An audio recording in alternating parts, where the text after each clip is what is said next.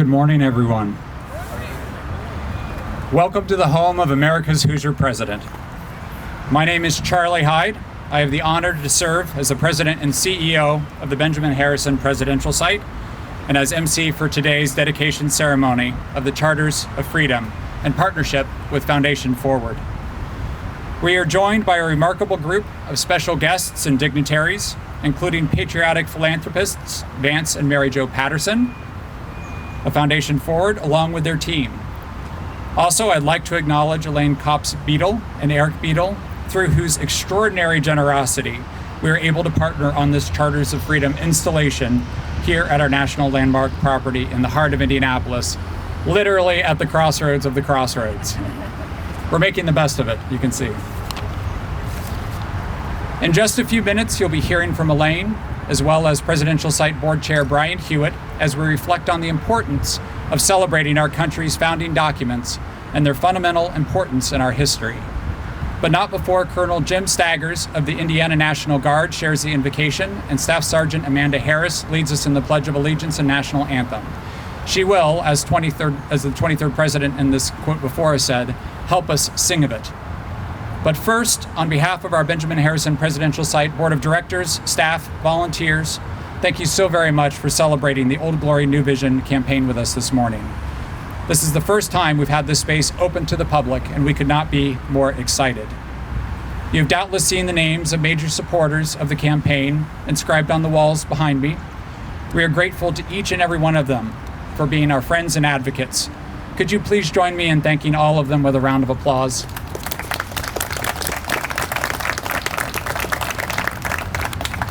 Special recognition for the transformative philanthropic support of the Arthur Jordan Foundation and Lilly Endowment, Inc., whose respective $1.5 million commitments helped launch the campaign and then take it to new heights.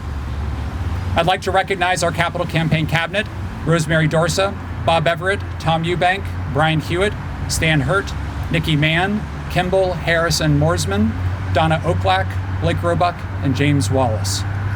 And I'd also like to recognize our board of directors and staff members with us here this morning. Thank you for your service and your support. Can we give them a round of applause, please?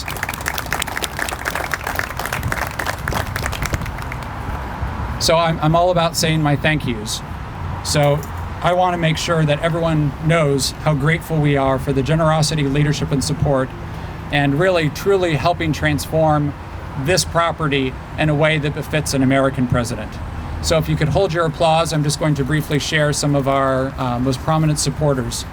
But I'd like to thank the Arthur Jordan Foundation, Lilly Endowment, Inc., Gracia Johnson Floyd and the abiding legacy of 4 and counting generations of the Johnson Floyd family, the R.B. Annis Educational Foundation, Alan Whitehill Clues Charitable Foundation, Stan and Sandy Hurt, the Dorsey Family Foundation, Elaine Copps-Beadle and Eric Beadle, the Ephraimson Family Fund, and Phi Delta Theta, especially for their support of the Centennial flag, which if you look up right now is especially spectacular. Right on cue. That we should seek to honor the 23rd President with the monuments before you seems especially fitting. After all, it was his great-grandfather, Benjamin Harrison V, who famously signed the Declaration of Independence. And it was his grandfather, William Henry Harrison, who would govern the vast Indiana Territory and became 9th President of the United States. But it was America's Hoosier President, our Hoosier President, the only president elected from Indiana, who would make the most indelible mark on our country's history by helping it come to see itself not just as an association of states, but truly as e pluribus unum. It was Benjamin Harrison, as a citizen soldier who served with great distinction in the Civil War to help abolish slavery and preserve the Union. It was Benjamin Harrison who took a 10,000-mile train trip across the country during his presidency on a trip to unify. It was Harrison who called for the Pledge of Allegiance by students in schools across the nation. It was Harrison who, as Centennial President, inaugurated a century after George Washington, called for the American flag to be flown in front of schools and public buildings. And it was Harrison, in admitting 6 states to the country, creating the National Forest System, helping protect African American civil rights, signing the Sherman Antitrust Act, and more, who showed us what it means to have hope in our hearts as American citizens. Which brings us to today and our efforts as the Benjamin Harrison Presidential Site to help increase public participation in the American system of self-government. With over 30,000 visitors annually, and almost 18,000 of these visitors school children, These founding documents, these charters of freedom, your charters of freedom, will help us advance civil civic discourse and public service, public participation in the American system of self-government. But of course, all of this is about so much more than just the physical spaces. As President Harrison once said, an American citizen could not be a good citizen who did not have a hope in his heart. This is the spirit of democracy, and it is the spirit of our American system of self-government. The 23rd President called the United States of America to higher purpose and helped set it on course for the modern era. And speaking of higher purpose, I would invite Colonel Staggers. Will you please lead the invocation? And he will be followed immediately after by Staff Sergeant Harris, leading us in the Pledge of Allegiance and the National Anthem.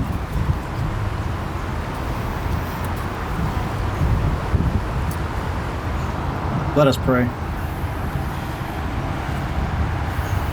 On this special day, O Lord, we praise you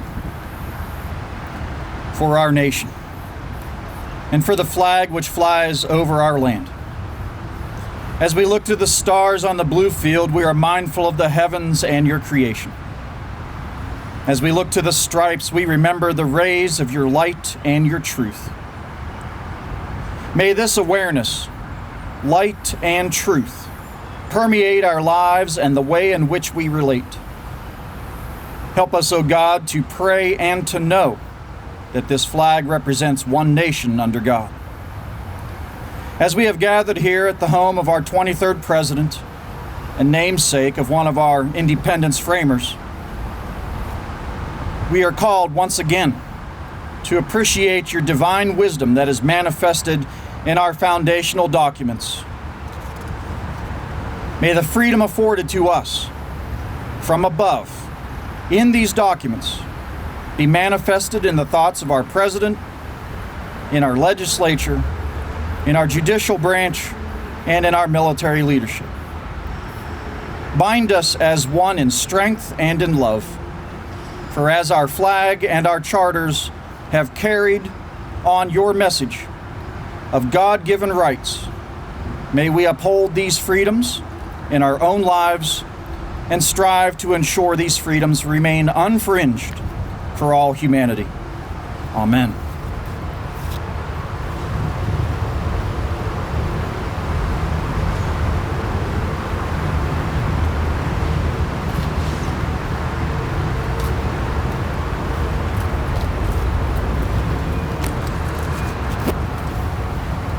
I pledge allegiance to the flag of the United States of America and to the republic for which it stands, one nation, under God, indivisible, with liberty and justice for all.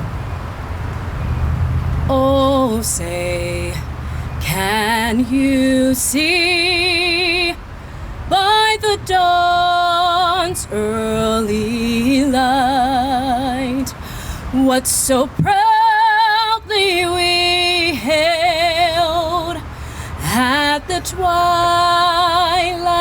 last gleaming, whose broad stripes and bright stars through the perilous fight o'er the ramparts we watched were so gallantly streaming, and the rocket's red glare, the bombs bursting in air, gave proof through the night that our flag was still there.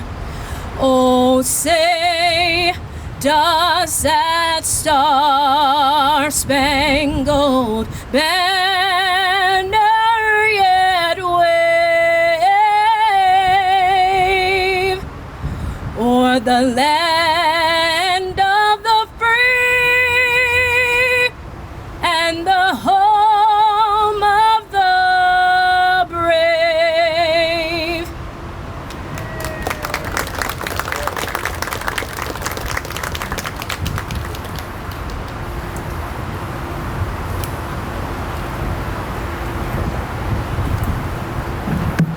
I'd now like to invite to the podium Presidential Site Board Chair Brian Hewitt to give a few words of greeting from the Board of Directors, and he'll be followed immediately after by Elaine Copps-Beadle, who professionally is our state's first Secretary and Chief Executive Officer of the Indiana Destination Development Corporation, but participates in today's ceremonies in her private capacity as a great citizen and supporter of the Presidential Site and our efforts to advance public participation in our American system of self-government.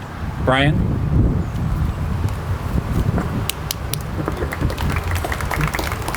Good morning.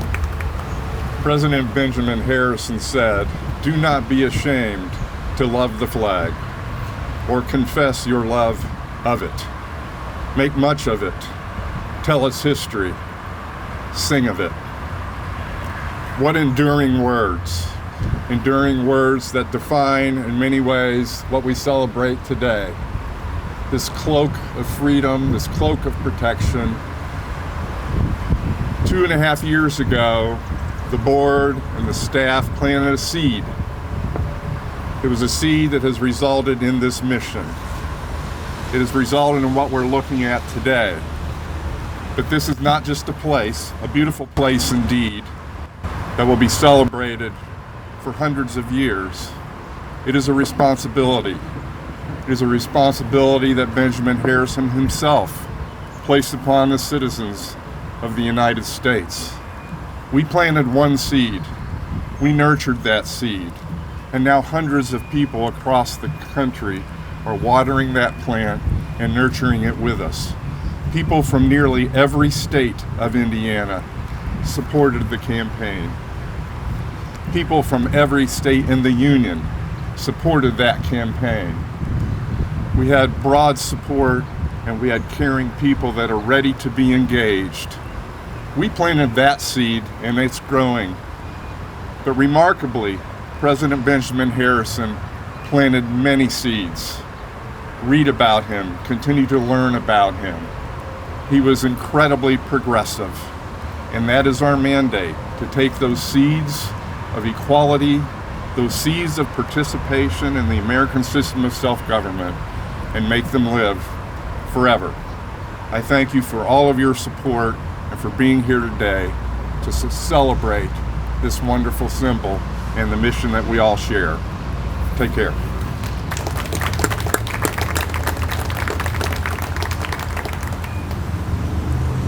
Good morning, everyone. Thank you all for being here.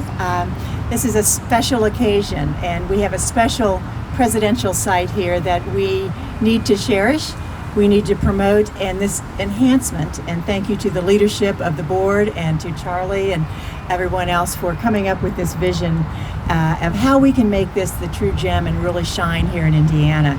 It's important because we need our own Hoosiers to see that we have a Hoosier president and be proud of that, and be able to have a place to come where they really enjoy and see and learn about our Hoosier president and the important things that Charlie's already noted that he has done for our country.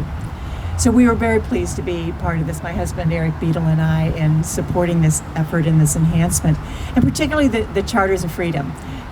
Those three documents, the Constitution, the Declaration of Independence, and the Bill of Rights, are the founding documents. And obviously, we need to be reminded periodically of what those say and the beauty of those and how important they are to us today as they were 200 plus years ago. And to have them here where children and adults can actually read them and get to familiar with them again, I think is very important and is another reason why we're so pleased to be part of this effort. But there is a third reason. Vance Patterson and Mary Jo Patterson are Hanover graduates, as am I, and as is Charlie. So it all sort of came together nicely to see this interconnection, and congratulations to Mary Jo and to Vance for their Foundation Forward and all the work that they've done, which I know you'll hear more about soon. But for two individuals to step up and see a need like this around the country and to dedicate themselves and their philanthropy to this, I think, is just outstanding. And I will tell you, they have been wonderful alumni for Hanover. Hanover's very proud of everything that they're doing. I will tell you, I have not been to a homecoming where I haven't seen Vance and Mary Jo there. I don't think they missed any. Their friends come to join them when they're here in Indianapolis. And So we're very proud of their accomplishments and what they're doing too. But again, on behalf of Eric and I, we're very pleased to be able to support this wonderful project and hopefully provide this great jewel that we have as the Benjamin Harrison Presidential Site right here in our home state of Indiana. Thank you.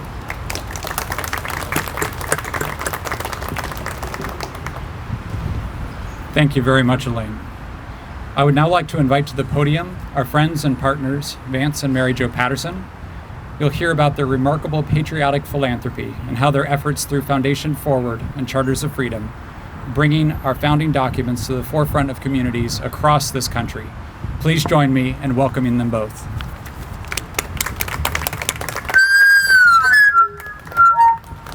Ouch. Yeah, she's not coming up right now, but she'll be up in just a little bit.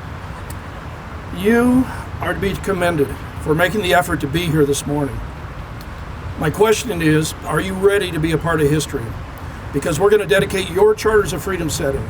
It's going to be here for the next 300 to 500 years, and your future generations are going to know you were here. My name is Vance Patterson. I'm a father of 4, married 47 years to my wife, Mary Jo. And yes, I can still make her laugh. We're from Western North Carolina, Burke County. That's about halfway between Hickory and Asheville. I'm a businessman. I have a company that makes industrial fans. We actually make things out of metal, ship them across the country and around the world. I'm a very proud American manufacturer. I'm going to tell you a little about the inspiration behind your Charters of Freedom. Actually, the inspiration that helped make this possible. I'm going to tell you a little about your setting here, and then I'm going to give you a challenge to take with you. About 11 years ago, Mary Jo and I were up in Washington, D.C., and we decided to go over to the National Archives because we'd never seen the original documents, the Declaration of Independence and the Constitution. Well, we found ourselves wandering down these hallways looking at different displays, and then it opened up into this large room. We walked through these big bronze gates into this rotunda, and there were the founding documents on the other side. They're in chronological order. Declaration of Independence on the left, 4 pages of the Constitution in the middle, and the Bill of Rights on the right. This is when we learned that these are known as the Charters of Freedom. Now, one of the things I liked, once you got in the rotunda, was that there were no lines. We just wandered around looking at different exhibits, and then we got a chance to step up and look at the documents. And I'll never forget the first time I saw the Declaration of Independence, something our founding fathers had actually penned, and then looked down and saw their signatures. Thomas Jefferson, Benjamin Franklin, John Adams, Rutledge, Wilson, and all the others. I just got goosebumps. And then we moved over and saw the first page of the U.S. Constitution, and those 3 words, "We the people." I actually got a lump in my throat. Mary Jo is wiping tears out of her eyes. It is really an emotional experience for us. Well, the following year, back in Burke County, I got to thinking about that experience, and the thought came to me, what if I could duplicate that experience and bring it back to the citizens of Burke County? Well, I told Mary Jo about the thought, and she liked it, so we started working on a project, and it turned out to be an education project. And the scope was to design and build a replica of the Charters of Freedom as displayed in the National Archives. To put that setting in a central location in Burke County, it had to have high visibility, high foot traffic, and easy access for school children. Well, it took over 2 years to get this done, even though it was free for Mary Jo and I, a gift to the county. But on a late night joint session of the Burke County Commissioners and the City of Morganton City Council, they finally agreed to a location and that they would accept the gift. Well, there was something Mary Jo and I hadn't told anybody. You see, we'd only seen these documents once, and there are no prints, no drawings, no dimensions, no measurements, nothing available to the public. So the next morning after that late night meeting, we got in the car, drove back up to Washington, walked into that rotunda, and now they won't let you take out a tape measure and measure a national treasure. But we had a plan. Mary Jo went one way, and I went another. And I stepped up in front of the Constitution, one end of it, like this, and I went. And I was standing in the middle. Meanwhile, Mary Jo is actually walking up to the settings, turning around, facing the audience, and marking on her body the different elevations. So while your setting here may not be the same as what's up in Washington, keep in mind it's based on 2 paces of a short guy and 3 marks on my wife's body. We do have our ways. Well, on July 2nd, 2014, we dedicated the first Charters of Freedom setting outside of Washington, D.C., in downtown Morganton, North Carolina, on the old Burke County Courthouse Green. Well, Mary Jo and I enjoyed this process so much, and it was so well received, we decided to do another one in Cherokee County, as far west in North Carolina as you could go, little town of Murphy. That was dedicated on September 17th, 2014, Constitution Day. This third one went downtown Asheville in Buncombe County. Now, during this time, we decided to set up a 501c3 foundation because we knew we would be doing more. But real briefly, the principles of Foundation Forward are: number 1, education. Education in American history and civics, so people know how government is meant to work. Number 2 is access. You see, not everybody can get up to Washington, D.C., see the original documents. So we wanted to provide access to these documents in a proper setting in the communities. And number 3 is community. Having your Charters of Freedom setting here at the Benjamin Harrison Presidential Site allows the people of Marion County and the state of Indiana a place to gather, to celebrate, to honor, and to reflect. To date, Foundation Forward has gifted and dedicated 40 Charters of Freedom settings across the country in North Carolina, South Carolina, Alabama, Virginia, Indiana, Kentucky, Illinois, Nebraska, South Dakota, as far west as Carson City, Nevada, and as far north as Wasilla, Alaska, which is just outside of Anchorage. Your setting here is the 41st. It is also the 5th one in Indiana, which makes Indiana the number 2 state, right behind North Carolina, having as many Charters of Freedom settings. So way to go. Also, this is the first to be at a presidential site. So that makes this one very special to us. Now let me tell you a little about your setting here. This is not a tip-over monument. One of the things I learned growing up was that if you want a setting or a monument to last, you put more underground than above ground. Your foundation here goes down 3.5 feet. It is solid, reinforced poured concrete up into a solid core. Just the foundation and core of that centerpiece weighs over 38,000 pounds, over 19 tons. It's then surrounded, the fascia is 4 inches of Indiana limestone. There are 6 documents displayed. All are life-size, which means the Declaration of Independence is a little bit louder, a little bit larger than the rest of the documents. Each one is on 1/4-inch etched bronze and weighs over 60 pounds. The script has been changed so it's legible. Our founding fathers had a real funny handwriting. However, the signatures are copies of the original. There is a medallion on the front, which is also very special. We commissioned some artists across the country to come up with this design. The eagle represents the Declaration of Independence. Proud, bold, defiant. There's 7 stars above the eagle, which represent the 7 articles of the United States Constitution. And there are 10 stars under the eagle, which represent the first 10 amendments, your Bill of Rights. Now, people ask us, why are we doing this? And we tell them, yes, it's very expensive, but we believe it's more important than money. We believe it gives us a direct link to our founding fathers by helping to preserve what it is they gave this country, a government to serve and protect, federal, state, and local. From the beginning, this has been about education. We learned that we had 4 founding fathers of education: Thomas Jefferson, Benjamin Franklin, John Adams, and James Madison. Thomas Jefferson wrote in 1787, "Educate and inform the whole mass of the people. They are the only sure reliance for the preservation of our liberty." And James Madison, a 5'4" virtual rock star of his era, wrote in 1822, "A people who mean to be their own governors must arm themselves with the power knowledge gives." You wouldn't believe how many people come up to us while we're building these and say, "That's it? Just 4 pages to the Constitution?" And we'd say, "That's it. All of our laws and our government are based on those 4 pages." You wouldn't believe how many people don't know that the first 10 amendments are our Bill of Rights. There's probably people here today that are hearing that for the first time. Now, you may have noticed I haven't been calling this a monument. The definition of a monument is a memorial to celebrate or honor a person or an event. This is not a memorial. This is an active, hands-on educational supplement for your school's curriculum.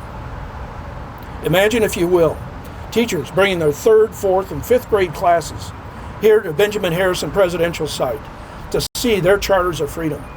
While they're here, they'll learn a little about our founding fathers, a little about the documents, a little about the history surrounding that era, the heroes, and of course, while they're here, visit the museum. As far as the visiting the documents, these field trips are happening right now across the country in communities that have their own charters of freedom. And the students just love these active, hands-on field trips. There are 3,142 counties, boroughs, parishes, independent cities, and census zones in the United States. Our long-term goal is to place the charters of freedom in as many of those communities as possible over the next 10 years. Our hope is that our future leaders will come from communities that have their own charters of freedom, that their children will grow up no longer just talking about the Constitution and Bill of Rights in Washington, but they'll be talking about their Constitution and their Bill of Rights, the ones they grew up with right here in Indianapolis. Now, I told you at the end I'd give you a challenge. Our founding fathers were challenged by the greatest force on earth in their day, the British Empire. They protested, they rebelled, they fought a war and won a war, all the while setting up a government that is still in effect over 230 years later and replicated by more than 60% of the countries around the world. They met their challenge. Charles Hyde, Benjamin Harrison Presidential Site, and Foundation Forward were charged with bringing you a Charters of Freedom setting here in Indianapolis. As of today, we've met our challenge. Your challenge actually began about 6 years ago. Mary Jo and I had just finished dedicating a Charters of Freedom setting at Hanover College here in southern Indiana. And we were getting ready to leave, and I looked across the campus center, and I saw Ron Wells.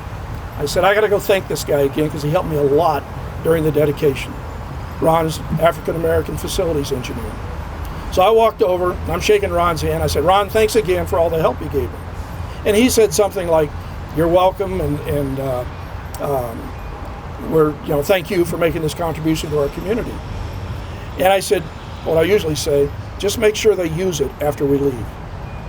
And Ron looked at me and said, Mr. Patterson, I've already done that.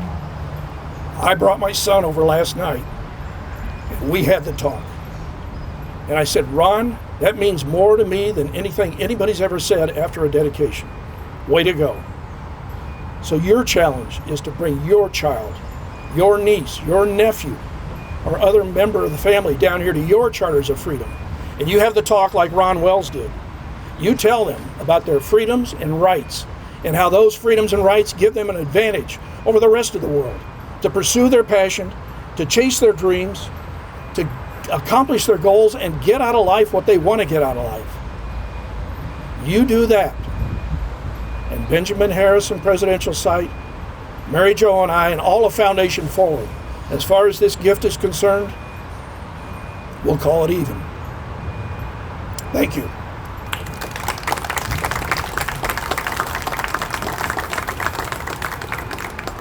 And now, will Mary Jo and Charlie, please come forward.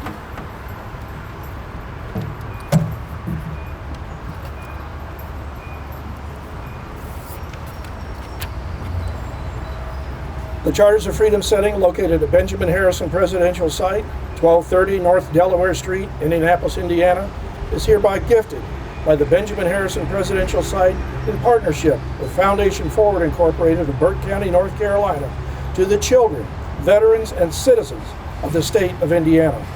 All rights, responsibilities, and care for this setting, displaying the Declaration of Independence, the United States Constitution, and the Bill of Rights, are hereby accepted by Benjamin Harrison Presidential Site, June 14, 2022.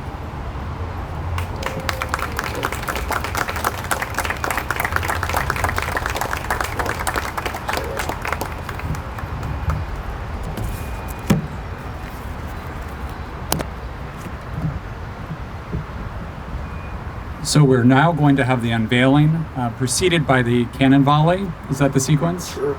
All right.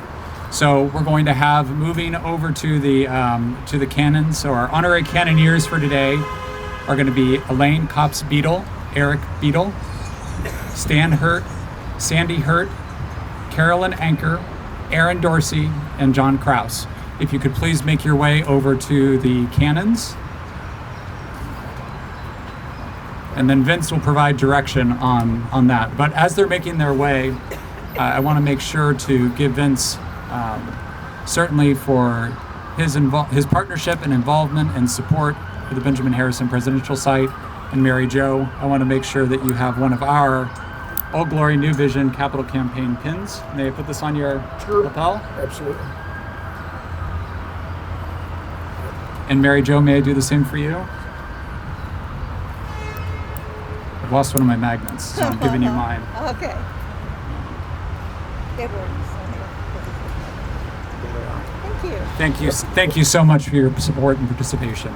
Thank you very much.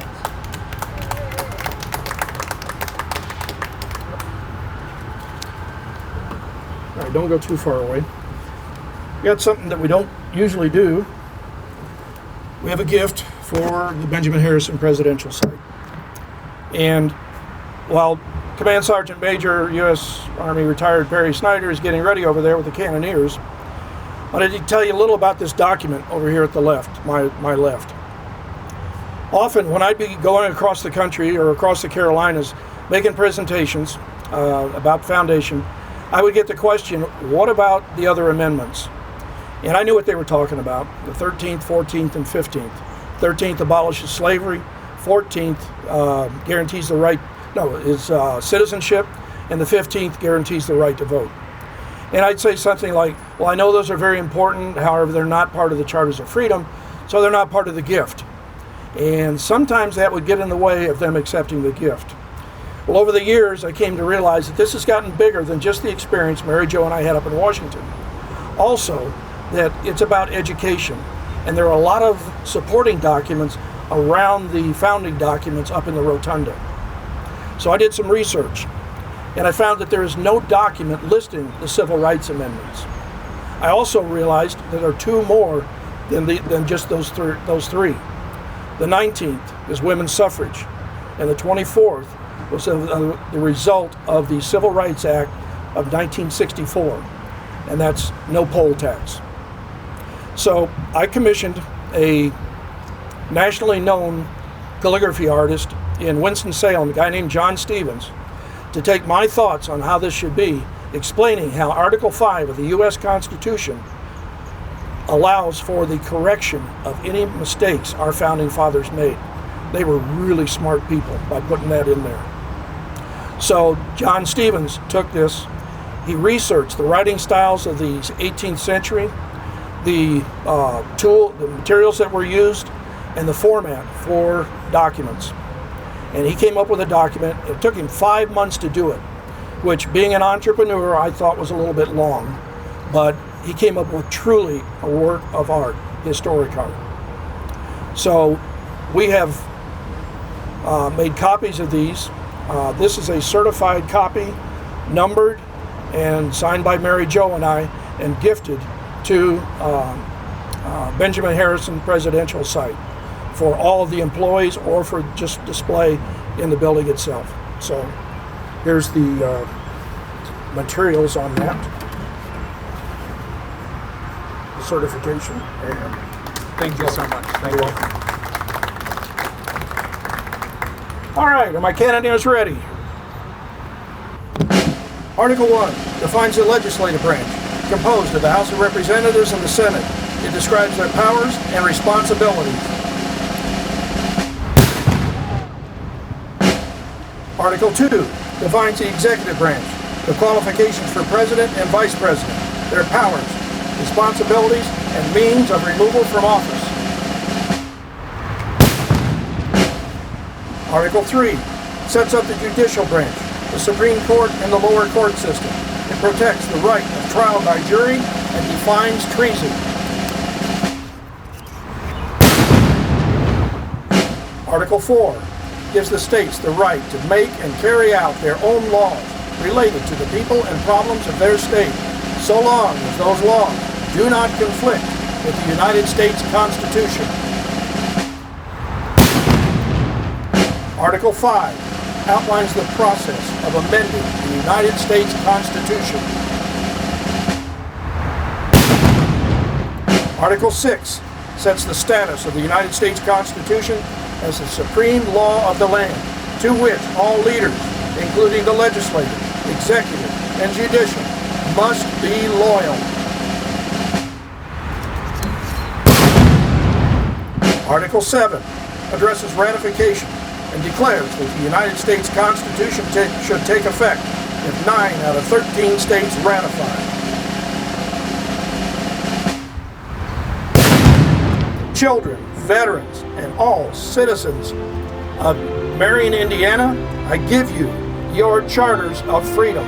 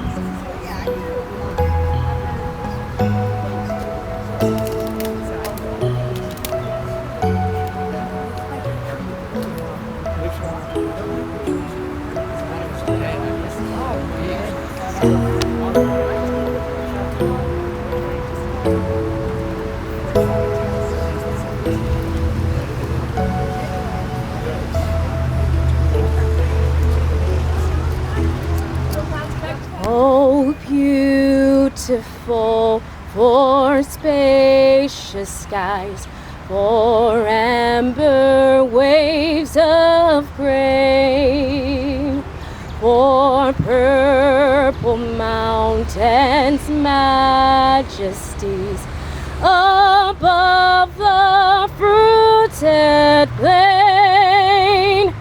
America, America, God shed His grace on thee, and crown thy good with brotherly lanternhood from sea to shining sea.